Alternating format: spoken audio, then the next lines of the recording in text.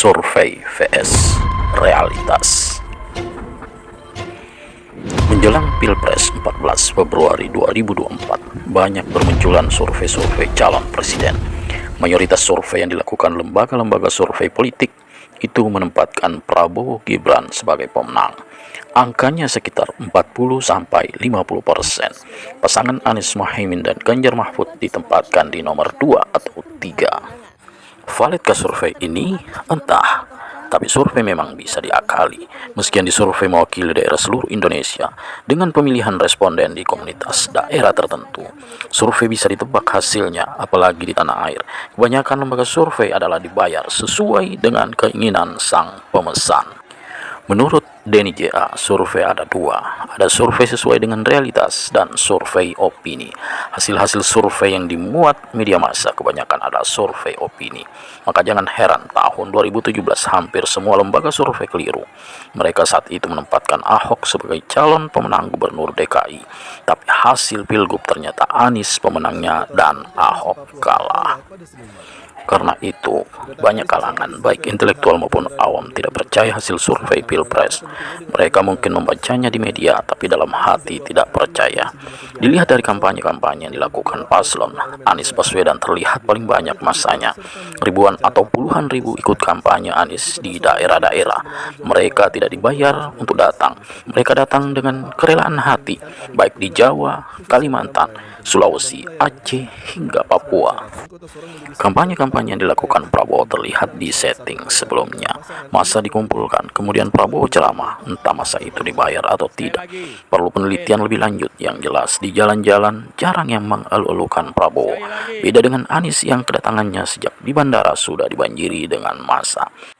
Fenomena Anies ini memang seperti blessing in disguise. Anies diuntungkan dengan perpecahan Jokowi dengan PDIP. Megawati yang berharap Jokowi mendukung Ganjar ternyata berbelok. Sang presiden lebih memilih dukung Prabowo dan anaknya daripada Ganjar Mahfud. Mungkin Jokowi merasa selama ini tidak dihormati Megawati, tidak diwongke dalam bahasa Jawa. Bagi orang Jawa, kehormatan diri itu sangat penting. Bayangkan Jokowi itu presiden, tapi Megawati selalu merendahkan dengan menyebut petugas partai. Jokowi merasa nyaman dengan Prabowo. Ia bisa bertukar pikiran sejajar dengannya. Dengan Megawati, Jokowi dianggap anak buah dan harus menuruti apapun perintahnya. Tidak ada dialog yang setara antara Megawati dan Jokowi. Melihat fenomena ini, maka masa yang dulu tahun 2014-2019 memilih Jokowi terbelah dua. Ada yang memilih Prabowo dan ada yang memilih Ganjar. Disinilah Anies diuntungkan dari berbagai interaksi di media sosial atau di lapangan. Mungkin masa yang tahun 2019 pilih Prabowo, mungkin 80% pindah ke Anies. Yang milih Prabowo kini hanya masa Gerindra dan sebagian masa Jokowi. Masa partai koalisi pecah, ada yang milih Prabowo dan ada yang milih Anies. Memang dalam Pilpres belum tentu arahan pimpinan partai diikuti oleh masa konstituennya. Jangan heran hasil-hasil survei di media sosial yang objektif banyak memenangkan Anies, termasuk survei yang dilakukan Guru Besar IPB Prof. Didin Damanhuri. Kini di masa pengikut Anies ada jargon bahwa kalau pemilu jujur dan adil, insya Allah Anies pemenangnya. Pelatihan-pelatihan saksi di daerah-daerah dibentuk agar tidak terjadi kecurangan seperti pemilu sebelumnya.